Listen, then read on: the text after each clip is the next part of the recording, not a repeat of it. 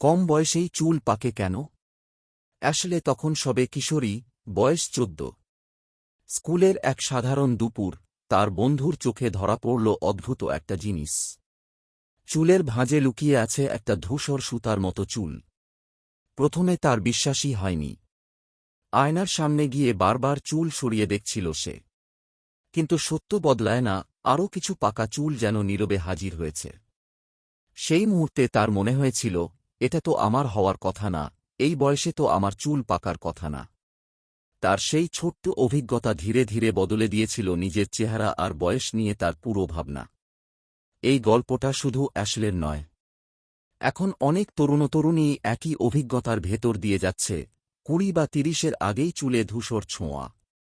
কিন্তু কেন এমন হচ্ছে? কেন চুল পাকে আগেভাগে?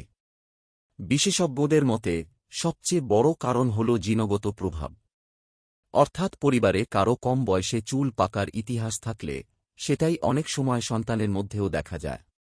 চুলের রং তৈরি করে যে কোষগুলো, মেলানোসাইট, সেগুলো মেলানিন নামের রঞ্জক তৈরি করে।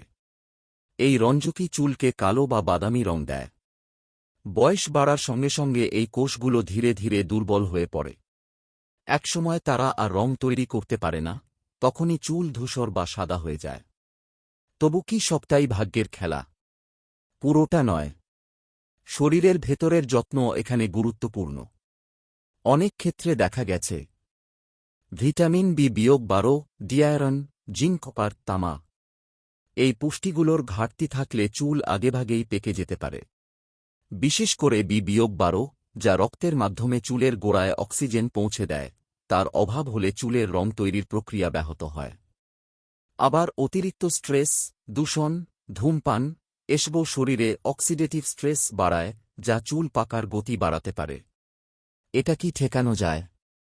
সবচেয়ে গুরুত্বপূর্ণ সত্য হল, সব ক্ষেত্রে না। যদি কারণটা জিনগত হয়, তাহলে চুল পাকা পুরোপুরি থামানো প্রায় অসম্ভব। তবে যদি পুষ্টির ঘাটতি বা জীবনযাপনের কারণে হয়, তাহলে কিছুটা নিয়ন্ত্রণ সম্ভব। চিকিৎসকেরা বলেন, সুষম খাবার, পর্যাপ্ত ঘুম, মানসিক চাপ কমানো, প্রয়োজন হলে ডাক্তার পরামর্শে সাপ্লিমেন্ট, এসব কিছু ক্ষেত্রে চুলের অবস্থার উন্নতি ঘটাতে পারে। শেষ পর্যন্ত গল্পটা শুধু চুলের রং বদলের নয়, দৃষ্টিভঙ্গিরও। আয়নার সামনে দাঁড়িয়ে অ্যাশলে আর আগের মতো অস্বস্তি বোধ করে না। ধূসর চুলগুলোকে আঙুলে পাকিয়ে দেখে, এগুলো লুকানোর কিছু না, মুছে ফেলারও না। এগুলো তারই গল্প, একটু আগেভাগে লেখা। হয়তো জীবন এমনই, সবকিছু ঠিক সময়ে হয় না, কিছু কিছু জিনিস একটু আগে এসে দরজায় কড়া নাড়ে। আর তখনই আমাদের শিখতে হয়, বদলে যাওয়াকে ভয় না পেয়ে তাকে নিজের মতো করে গ্রহণ করতে। কারণ শেষ পর্যন্ত এটা কোনো কমতি নয়। এটাই তো নিজের মতো করে আলাদা হয়ে ওঠার শুরু। সূত্র: বিবিসি বাংলা। নিয়মিত ইসলামিক এবং স্বাস্থ্য বিষয়ক ভিডিও পেতে লাইক, কমেন্ট, ফলো এবং চ্যানেলটি সাবস্ক্রাইব করে পাশে থাকবেন। মহান আল্লাহ আপনাকে উত্তম যা দান করুক। আমিন।